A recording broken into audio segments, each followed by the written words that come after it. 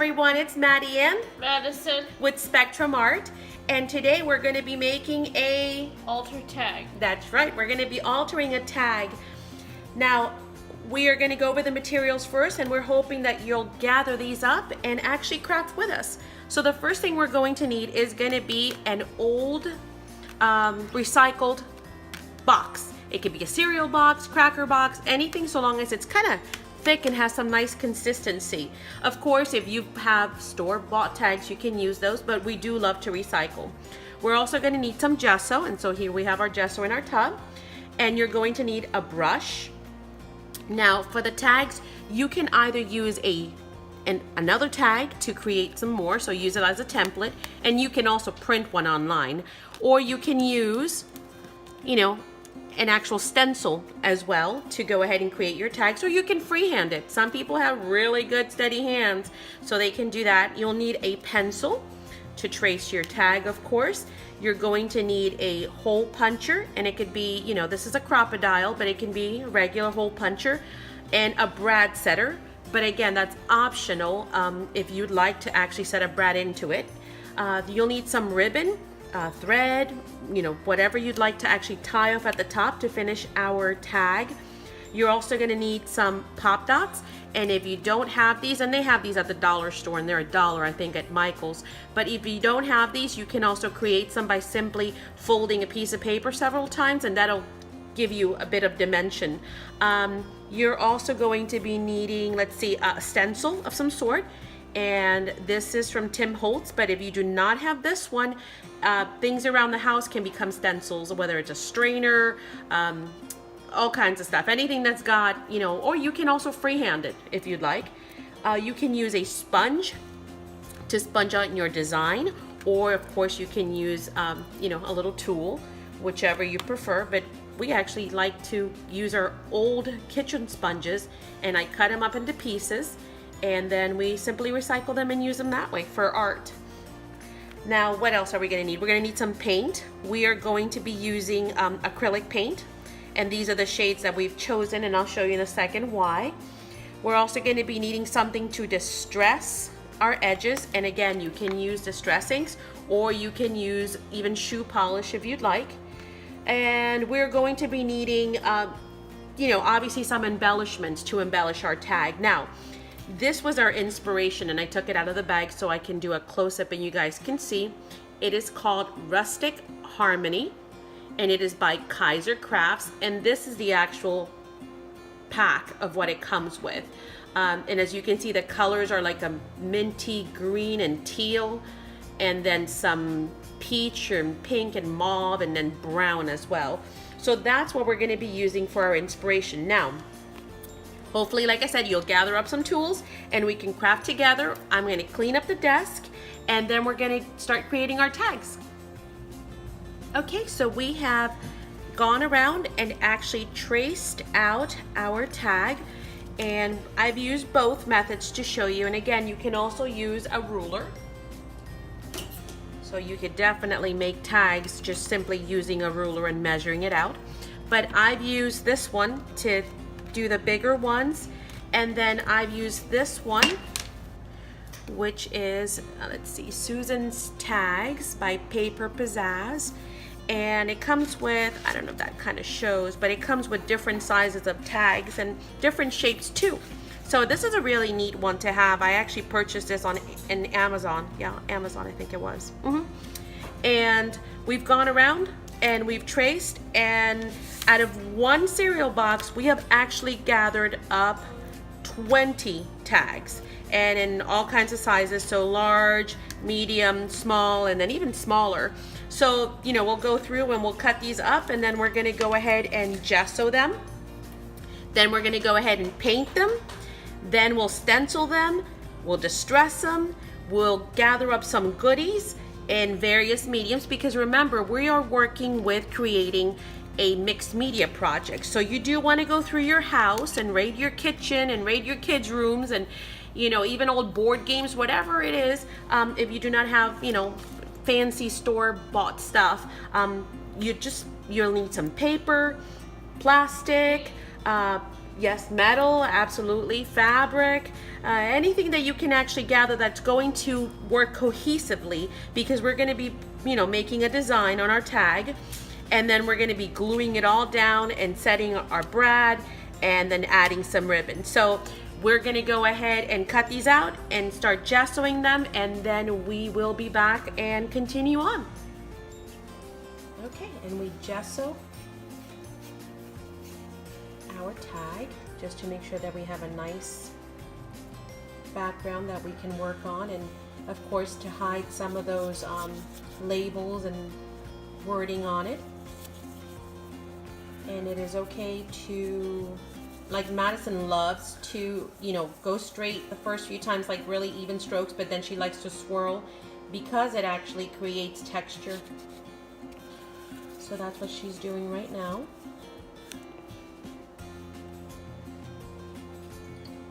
All right, are you done?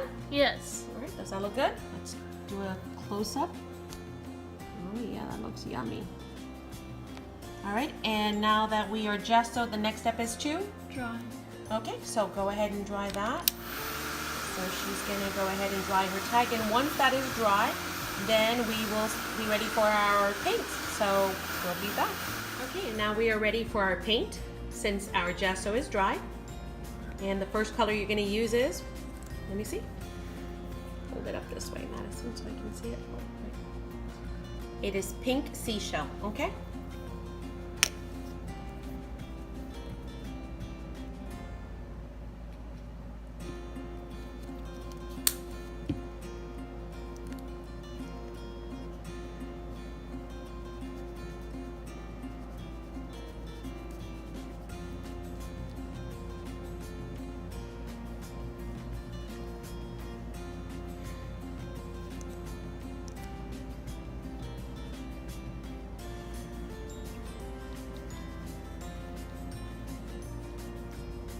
Pretty color.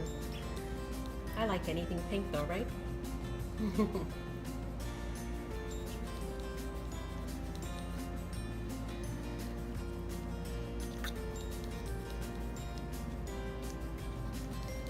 what's your next color? Okay. Is that good? Nice. What's your next color? Can I see it? What is that? Oh, this way. Green tea. Well, that sounds good too. Wow.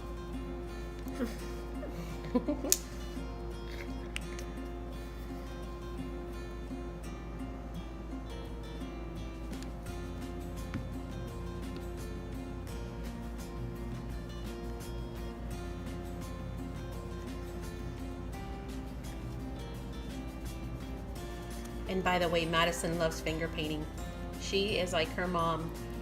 Don't get me wrong, there's a time for brushes, sure, but for the majority, I love finger painting. All right, and can we go ahead and show the next color? And then you can continue to work on this, and then we'll come back with the finished product. So what's the next color you're gonna use? Can you show us the next color you're gonna be using? What is it? Oh, too close. It is called, what? AC Flesh. Okay, so let's go ahead and let you finish it off camera, and then we'll come back. All right, so our base is now painted and it is actually dry. So the next thing we're gonna do is we're gonna go ahead and lay our stencil. Go ahead, Madison. And secure it with masking tape or painter's tape. That just makes it, easier for Madison for it not to move around. And then we're going to go ahead and do a darker color for our, oh, that's a pretty one. Can you move it down a little bit, honey? I can't really. There we go. It is called Salmon. Okay, go ahead. And in order to do this, we're gonna do it in a very economic way, which is, what will you be using to sponge on? Can you show the camera right here? A kitchen sponge, that's right. We just cut up in pieces. Go ahead, honey.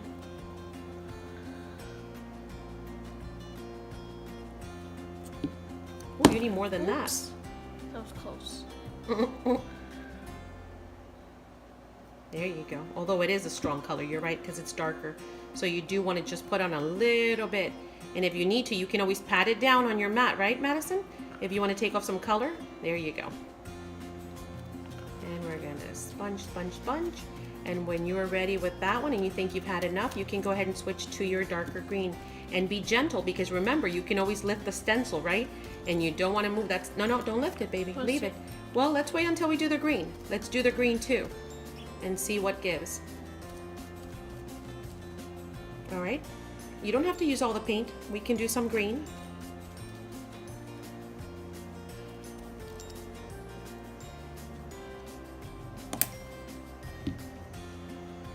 And what's that one? What does that say? Yeah. Iguana. That's cute. They have the best names for these paints, don't they? I'm not sure who sits around and actually thinks of this stuff, but it's pretty neat. Okay, get some out, and you can use the other side of the sponge. That way we don't end up with mud. Nope, yeah, that side. You're right, I'm sorry. And remember, you can always squeeze any excess, right? Any excess on the mat. Oh, good deal. We're going to the other corner. Let me zoom in and see how that's looking. Can you back up just a little bit? Oh, it's looking good. Okay. And you wet the sponge, right? Right? Because that actually gives it a little bit more of a watery color, so it's not so deep. All right, let's take a look at what it looks like. Oh, I'm trying to hold the camera and do this at the same time without moving way too much. Probably not a good idea. All right, that green definitely needs some more. So let me see if it's too wet. Let me help you out there, because we do not want to make a video that's like 5 hours long. So let's just scoop some of that up. And let's go ahead and dry this and see how that looks. Okay, so our next step is going to be to distress. Okay, and we have a few choices. And which one are you picking? That one, which is what? Gathered twigs. Okay. Gathered twigs. Got it. Okay, go ahead. Now make sure you stay in front of the camera so they can see what you're doing.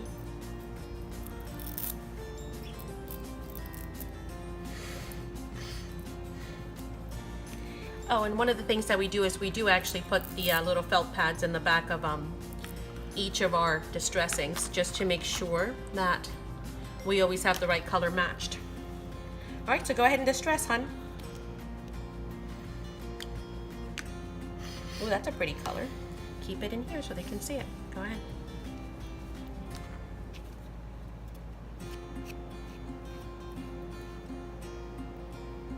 Keep it in the camera. Always work. I'm trying to hold it. I know, it's kind of hard to work and be able to stay in camera, so go ahead, try and do your best. It's tough being an artist that has to record, huh? Not that easy, I know.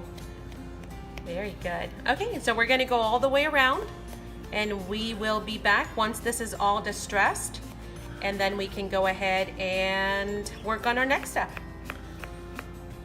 Now that our tag is distressed, the next thing that we did was we went ahead and gathered up elements so that this could become a true mixed media project. This was, of course, the inspiration. So these are the colors that we use as inspiration. And we'll use some of the pieces from here, but not necessarily all. So again, to make it a true mixed media project, you need all kinds of different mediums. So we've gathered up some flowers that we thought, you know, had the same colors, the browns and the pinks, some pearls, lots of paper, and these we gathered from, this is just a piece of, you know, tore up paper bag. This is actually an altered ticket that I had created previously. And then these are just ephemera that we have in our stash. And let me show you how Madison picked the ephemera. You want to hand me the bags, honey, so I can kind of show them? We go through and we gather up images, and then I sit there and fussy cut, and that's kind of like my stress reliever. But more so than anything, Madison loves ephemera, and she goes through a lot of it. So, you know, I go through and I print out hundreds, thousands of images, and I have them ready in bags. And then that way she can kind of go through and pick out what she would like. So she picked these to go with this project. And we won't use everything, but at least that gives us the inspiration of, you know, ideas on what we can mix and match. Of course, we have plastic as well, you know. So we have some plastic beads and some bling, some buttons. Another element that we're going to be using is going to be metal. So she pulled out a couple of charms, or 3 charms that she thought might look good. So we'll see. Might use all, might use some, might use none. Probably at least one. And then of course this is just a die cut, which if we're going to use, then we would actually use our distress inks or oxides to make it match whatever color we think will look good. So we'll put whatever color we wish on it. And then of course we have fabric. So we have some yarn, or we have some lace, tulle, and then a fabric bow.